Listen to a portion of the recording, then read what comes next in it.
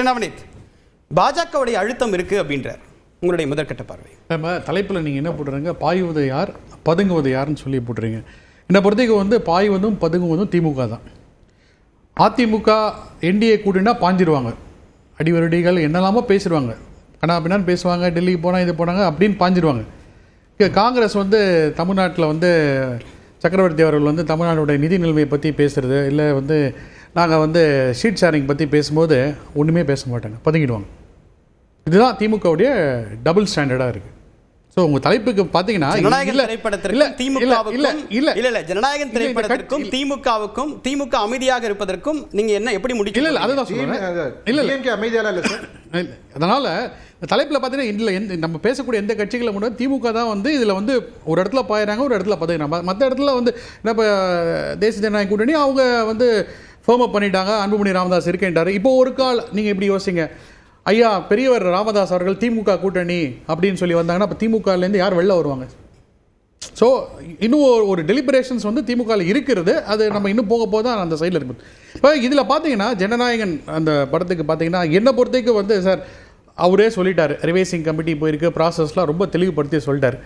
இப்போது இந்த படத்தை பாஜக அழுத்தம் இருக்கணும் இல்லை இல்லை அதுதான் சரி, அழுத்தம் இருக்கணுன்றது அவசியம் இல்லை. ஏன்னா இந்த படத்தை British board of film classification, அதாவது யூகேயில் இந்த படத்தை சர்டிஃபை பண்ணிட்டாங்க. அவங்களும் சர்டிஃபை பண்ணுறது ஜனவரி 6ஆம் தேதி சர்டிஃபை பண்ணுறாங்க. ரேட்டிங் 15 கொடுக்குறாங்க. இந்த சைட்டில் போய் பார்த்தீங்கன்னா ஆல்மோஸ்ட் கதையை பிரித்து போட்டாங்க. ஒரு இதுக்கு த்ரில்லருக்கு எப்படி போட்டிருக்காங்க, அந்த படத்தில் எப்படி இந்த அண்டர் 18க்கான கண்டென்ட் எப்படி எப்படின்னு ஒரு போர்ஷன் பிரித்து போட்டிருக்காங்க. ஸோ இப்போது சிபிஎஃப்சி நீங்கள் சொல்கிற மாதிரி இவங்க இந்த சர்டிஃபிகேட் கொடுத்துட்டாங்க.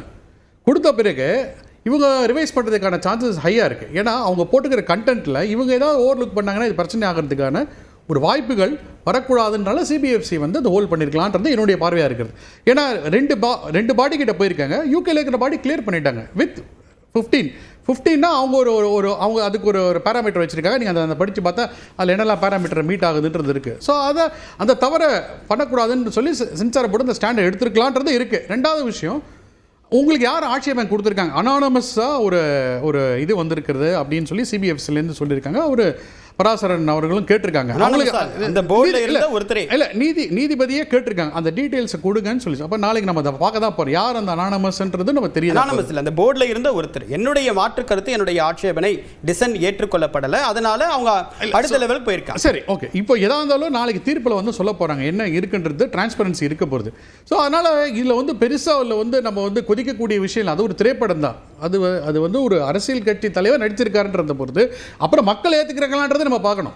இன்னும் அவர் அரசியலே வரல, இன்னொரு இந்த படமும் நடிச்சிருக்காரு, மக்கள் அதை ஏற்றுக்கணும். 2 படம் வருது, 2 படத்தில் மக்கள் 2மே நிராகரிக்கலாம், 2த்தையும் கூட சமமாக பார்க்கலாம். அதனால் புக்கிங் போய் அதெல்லாம் எப்படி இருக்குன்றது பார்க்கலாம். ஸோ நம்ம அந்த கட்டத்துக்கே இல்லை, நம்ம இனிஷியல் ஒரு நேஷனல் ஸ்டேஜில் பேசியிருக்கோம். அது ஒரு திரைப்படம், அவ்வளோதான்.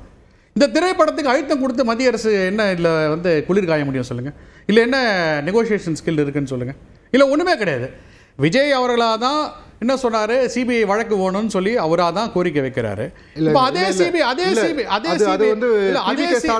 கேட்கல, நீதிமன்றத்துடைய மேற்பார்வையில் ஒரு சிறப்பு விசாரணை குழுவை அவங்க கேட்குறாங்க. அவங்க சிபிஐ அவங்க கேட்கல. ஸோ நீதிமன்றம் சிறப்பு ஒரு குழு அமைச்சிருக்காங்க, அவங்க இது பண்ணுறாங்க. சிபிஐக்கு என்ன சொல்கிறாங்க, அவர் கேட்ட கோரிக்கைக்கு அவங்க ஒப்ளைஜ் பண்ணிட்டாங்க, அவ்வளோதானே. இது அவராக டிசைட் பண்ணி அவராக கேட்ட கோரிக்கை தான் அது. தமிழ்நாடு அரசு இங்கே ஒரு நபர் கமிஷன் அமைச்சாங்க, அது மேலே நம்பிக்கையில் தானே சொல்லி அவங்க அப்பீலே போனது அது. ஸோ இதெல்லாமே அந்த டைமிங்கில் வருது, அவ்வளோதான். ஸோ ஜனநாயகம் அந்த படம்ன்றது ஒரு இந்த ஒரு இதாக, ஏன்னா அவரோட படம் இதெல்லாம் ரிலீஸ் ஆகுதுன்னு பாருங்களேன். எல்லா படத்துக்கும் ஒரு பிரச்சனை, ஒரு மர்சலாக இருக்கட்டும், இல்லை ஒரு துப்பாக்கியாக இருக்கட்டும், அதுக்கு முன்னாடி இன்னும் 2-3 படம் இருக்குது. அவரோட படம்லாம் தொடர்ந்து ஏதோ ஒரு விதத்தில் இந்த மாதிரி ஒரு சென்சார் போர்டுக்கு போய் ஒரு கான்ட்ரவர்சி கிரியேட் ஆகி ஒரு ஹிட் ஆகுது, இல்லை ஃபெயில் ஆகுது. அதில் 2-3 படம் ஃபெயில் ஆனது கூட நம்ம பார்த்துருக்கோம். ஸோ இது ஒரு part and parcel of the CBFC தான். சென்சார் போர்டுக்கு போய் பிரச்சனையான படம் ஏதாவது ஒன்று சொல்லுங்கள் சார். மெர்சல் போயிருக்கு, மெர்சல் போய் துப்பாக்கி போயிருக்கிறது.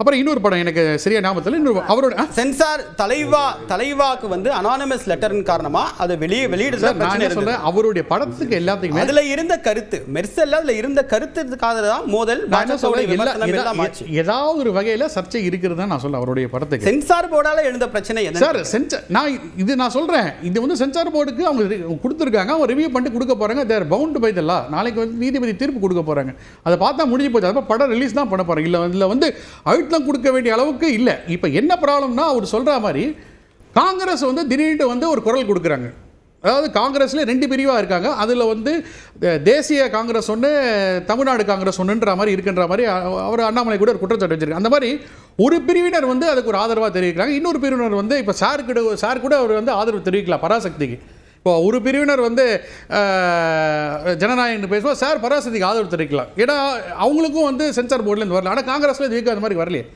இத்தனைக்கும் கூட்டணி கட்சியை சேர்ந்த ஒரு குழுமம் தான் அந்த படத்தை வந்து வெளியிடுறாங்க அவங்க ஒரு ஆதரவு தெரிவிக்கலாம் ஆனால் ஒரு குரல் கொடுக்கலாம் ஆனால் தெரியல ஏன்னா இப்போ காங்கிரஸ் வந்து இந்த இடத்துல ஒரு அவங்களுடைய நெகோசியேஷன் அவங்களுடைய சப்போர்ட்டை கொடுத்தா ஏதாவது ஒரு இது கிடைக்குமா ஏன்னா விஜய் அவர்கள் முதல்லேருந்தே சொல்லிட்டு இருக்காரு பாஜக வந்து அவங்களுடைய கொள்கை எதிரின்ற போது வந்து அந்த இடத்த ஏன் காங்கிரஸ் ஃபீல் பண்ணக்கூடாது காங்கிரஸ்க்கு ஒரு ஆசை இருக்குது அதில் இருக்கலாமே அதில் தப்பு இல்லையா அவங்களுக்கு தமிழ்நாட்டில் இது வரைக்கும் வந்து சீட் ஷேரிங்கில் வந்து பவர் ஷேரிங்கில் இருந்ததில்லை விஜய் அவர்கள் ஓப்பனாக சொல்கிறாரு நாங்கள் வந்து ஆட்சியில் பங்குறோம் காங்கிரஸ் அதை நோக்கி நவுறதுக்கான சான்ஸ் இருக்குல்ல சரி லோகேஷ் குறுக்கிட்டு பராசக்தியை பொறுத்த வரைக்கும் வந்து அவங்க கான்ஃபிடண்ட்டாக நாளைக்கு வந்துரும்ட்டு அஃபிஷியலாக அனௌன்ஸும் பண்ணியிருக்காங்க கேரளாவில் நேற்று ப்ரொமோஷன் முடிச்சு இன்றைக்கி ஆந்திராக்கு போயிருக்காங்க டிக்கெட்ஸ் புக்கிங் ஓப்பன் பண்ணிட்டாங்க ஊரெல்லாம் விளம்பரம் பண்ணியிருக்காங்க அவங்களுக்கு இந்த மாதிரி பிரச்சனை இருக்கிற மாதிரி தெரியல ஏன்னா இருங்க சார் அவங்க ரிவ்யூ கமிட்டிக்கு போனது இஷ்யூ ஒன்று ரெண்டாவது அன்னைக்கு 6ஆம் தேதியே கோர்ட்டில் 10ஆம் தேதிக்கு உங்கள் படத்தை மாற்றினா என்னன்ட்டு கோர்ட்லேயே அந்த கேள்வி வந்திருக்கு ஸோ இது அதே மாதிரி அடுத்த ஹியரிங் வந்து நாளைக்கு ரிலீஸ் ஆக வேண்டிய அன்னைக்கு நாளைக்கு தான் வருது எங்களோட படம் வந்து குறித்த டேட்டில் ரிலீஸே ஆக முடியலன்றது இன்னும் பெரிய பிரச்சனையாக தெரியலீங்களா பராசக்தி அந்த சொன்ன டேட் ரிலீஸ் பண்ண போறதா இப்போ வரைக்கும் சொல்லி அதுதான் நான் கேட்கிறேன் விஜய்க்கு அது பெரிய பிரச்சனையா தெரியலையா விஜய்க்கு அது தெரியலையான்னு கேட்கிறேன் அவரோட ஹேண்ட்லிங் விதத்துக்கு நீங்க இனி இதுக்கு முன்னாடி பார்த்த அரசியல் தலைவர்கள் இப்படிலாம் ஹேண்டில் பண்ணியிருக்காங்க நீங்களும் இப்படி தான் ஹேண்டில் பண்ணணும் அப்படின்ட்டு நமக்கு இங்க கைட்லைன்ஸ் இந்த மாதிரி எதுவும் கொடுக்கல ஓகேங்களா இல்ல நம்ம அர்த்தத்தோட காரணம் சொல்லாதீங்க சார் தன்னுடைய படம் தன்னை நம்பி ஆயிரக்கணக்கான கோடி வந்து இன்வெஸ்ட் பண்ணிருக்காங்க அதை நம்பி ஏராளமான தொழிலாளர்கள் பணிபுரிஞ்சிருக்காங்க தன்னுடைய கடைசி படம் எதிர்பார்ப்பு ஒரு தன்னுடைய கேப்பபிலிட்டியை காட்டக்கூடிய இடம் தானே சார் இதுல அமைதியா இருக்கிறது அப்படின்றது தான் கேள்விக்குள்ளாகுது அவரு he is no more an actor அப்படின்றத சொல்லிட்டாரு நகந்து வந்திருக்காரு அதாவது ஆக்டர்ன்ற ஃபேஸ்ல இருந்து இருங்க sir let me complete sir இதேதான் சார்